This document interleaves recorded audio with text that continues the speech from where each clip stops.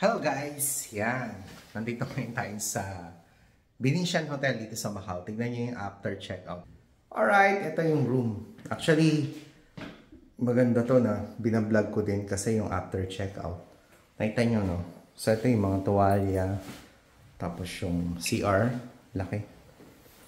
Then, inuwi ko kasi mga gamit. Ito yung mga kompleto to. May dental kit, vanity, suklay, tapos pang shave. Andun din. Ito yung loob ng CR na namin. Check out na kami. Alright. Yan. So, yun o. Laki ng room. Para makita nyo yung service. Ito. Check tayo.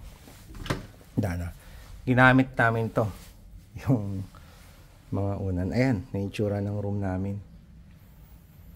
Alright. Gulo. Tapos, yun. Tingnan natin sa isang spot. Para pag nag-check-in kayo sa Venetian, ayan, kita nyo malaki talaga. Okay. Yun. Ito, binalik ko na yung yung bed. Kasi kung halimbawa, kailangan nyo pa. May bed dyan eh. Hilain nyo lang. Yun. So, nakita nyo yung laki. Ayan o, laki. Diba? So, sa mag-check-in sa Venetian Hotel dito sa Macau, yan po. Malaki. May sala, tas bed. Bed po yan. Okay, ito. Tapos, ito yung venue. Ayan o. Ay, yung view. Okay, kita nyo yung view. Ayan o, meron dyan. Venetian, ito yung view namin eh. So, yan. Ang maganda kasi dito yung service talaga. Dami namin na request ng tubig. Limited water. Actually, request ng mga water. Tapos, kumukuha pa ako sa casino pagka nagkukulang. Yung luggage, ang ginawa namin sa luggage, pinapick up namin.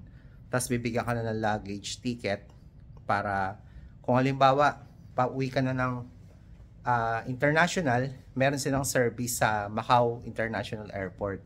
So, from here sa Venetian, dadaling ka na niya sa shuttle, libre po yan. So, dun ka na. So, yun yung po yung maganda. Tapos, yung luggage namin, pinick up na.